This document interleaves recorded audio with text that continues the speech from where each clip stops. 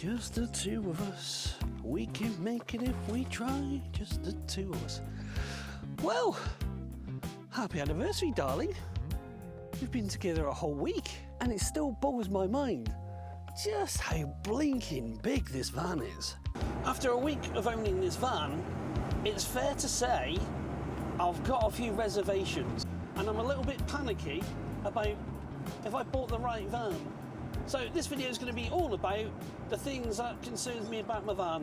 What a catchy title that's going to be. First up, the size of the van. It is huge. Getting into it is sort of like scaling the Matterhorn. I felt like I need to put on some breathing apparatus to scale the mountain that is the cab that I get into. I don't know why, but I thought being a short wheelbase high top meant it would be the same height as my beloved orange van. But no, not at all. And this also got me yesterday when I was going out for a quick spin to go to the shops and all that sort of stuff. And I veered towards taking the works van. And I can't stand that bloody thing. Next up, gremlins, the electrical saw. I don't know how, but of all the buttons and the switches and everything that we checked over when I went in my van, the one thing I didn't check was the windscreen washer pumpy bottly thing. You know, when you pull it in, it sprays stuff over the screen. It doesn't work.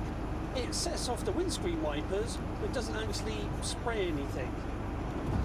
So that's hopefully either going to be a blown fuse, or I don't even want to think about it, because parts for Mercedes are not cheap.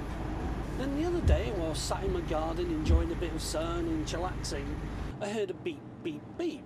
And initially, I thought this was my neighbour's fancy schmancy electric car reversing or doing something like that. But the noise went on for a few minutes. And then that's when I discovered, when I went round to look at my van, it was coming from my van. And the second discovery I made was I have something called a battery guard 3000. And the battery guard 3000 was flashing its little socks off. And then that's when I further discovered the noise was coming from the back of the van.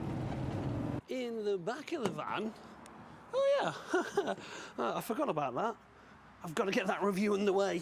Anyways, in the back of my van, I have, hopefully you can see it, a battery with loads and loads of bits attached to it. And it turns out that's what's been making all the noise. And for the life of me, I cannot figure how to isolate it or turn it off, because there's bits attached to it. They're obviously drawing power. And I don't want to disconnect it, because if it's a split charge, I don't know if it's on a split charge relay, so I don't want cables dangling around and potentially electrocuting myself. Another thing I discovered while literally recording this video driving down the road is this. That's broken. It's flapping around. I don't think it should be bothering me too much because it's a 2016 van, but what is the betting that is going to be a pig of a job to replace that bit? I'll go more in depth about the work that I'm trying to do in the back of the van, how everything seems to be just intertwined to sort of thwart me from doing anything. But the thing with the battery is I'm going away for a week, which is why this is not going to be a van build video. And I'm worried now, is it going to keep beeping when I'm away? Is it going to drive the neighbours mad? How do I isolate it? Am I going to come back to a flat battery? All of those things. Yeah, hands down, the biggest worry I've got is the engine. Now, I thought I had a screaming deal for a 2016 plate with 65,000 on the clock, because that's barely nothing. But I sort of misunderstood what an ex-British gas van would be. You see, underneath it's got the compressor, it's got airlines, it's got the inverter, it's got the ports for them. So basically, this has been like a running generator on site doing British gas stuff. I genuinely have no idea. So that doesn't necessarily mean that the miles are right, because like a tractor, I believe they work on hours of engine use.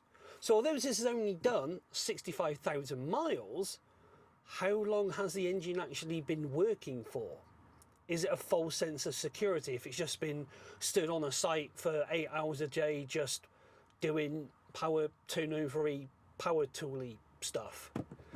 That's the bit that's got me just a smidgen worried. Are you supposed to hear a turbo? Are you supposed to hear a turbo whine? If so, how long is it supposed to be whining? Hopefully not as long as this bloody video about me whining about my van. Oh, the irony. Actually thinking about it, I don't actually know where the battery is for this. I suppose that's rather important. I should find that out. See, it's when I'm changing gear or giving it a bit of gusto, I can just hear a little bit of a just ever so slightly. And I generally don't know if that's normal. But I think what I'm going to do is, if I can find somewhere to get the front valeted, at least then it becomes a bit cleaner, it becomes a little bit more mine, and plus it's just a distraction from me seemingly completely maybe overthinking everything. Or maybe I'm not. Maybe I'm a realist. Maybe I'm overthinking things. Maybe I've bought a shitbox. Maybe I haven't.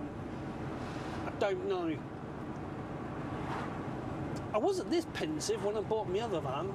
Why am I so pensive about this one? What is the betting that the car wash / valley place doesn't have a card machine? It's going to be cash only. What are the odds? Oh, that another Mercedes. Do we nod to each other? I don't know.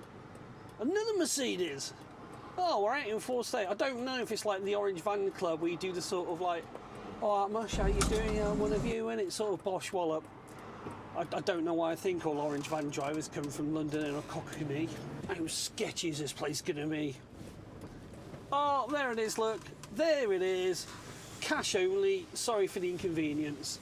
El Kill Surprise. I'm going to wang it here and...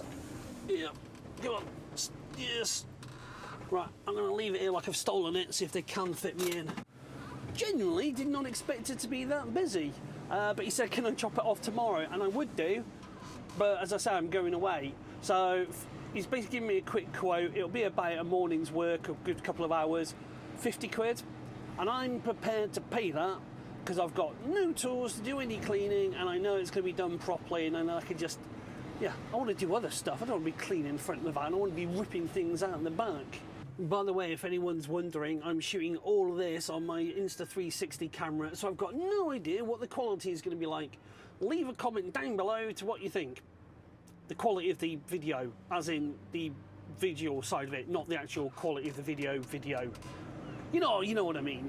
Why did you just suddenly show me the reversing camera for no good reason at all? Don't be doing this to me. I'm already paranoid enough at the moment. Oh, okay. Just had a bit of a revelation. You know, in the clip a minute ago where I was saying don't start playing up on me. Well, it turns out if I put this into first, with the handbrake off, you did it a second ago. Oh, you absolute swine.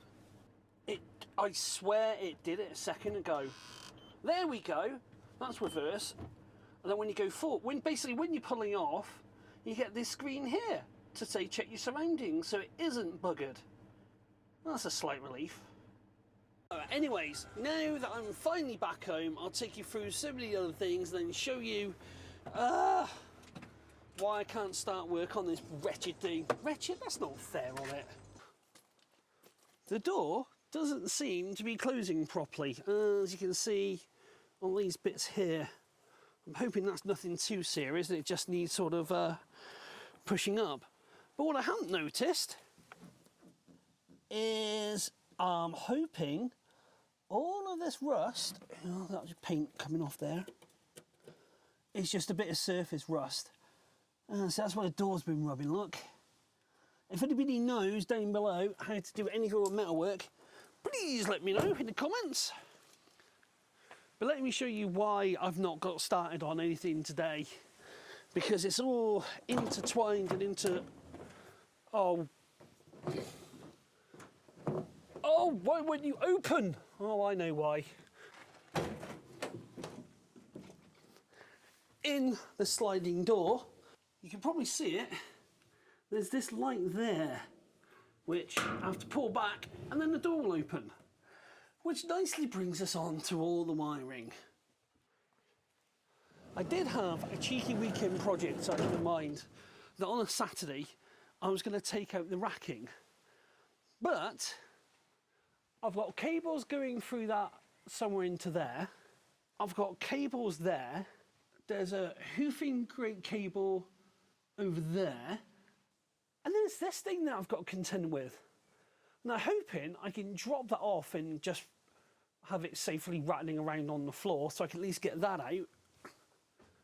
But then I've got to contend with that.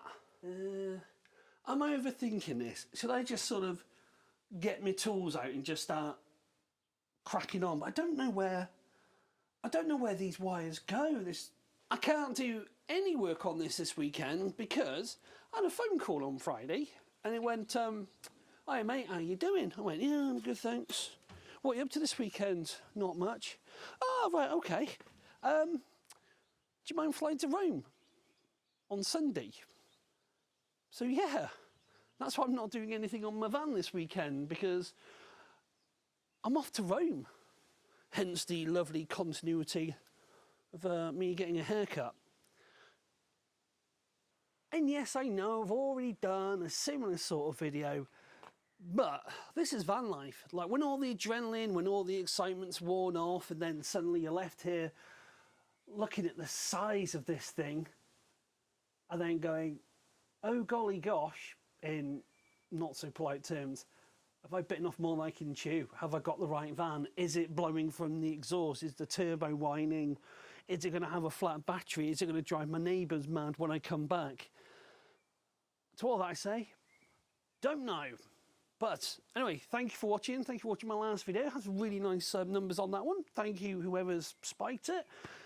Like, share, subscribe, and maybe I'll do a vlog from Rome, Italy. Who knows? Time for a cup of tea.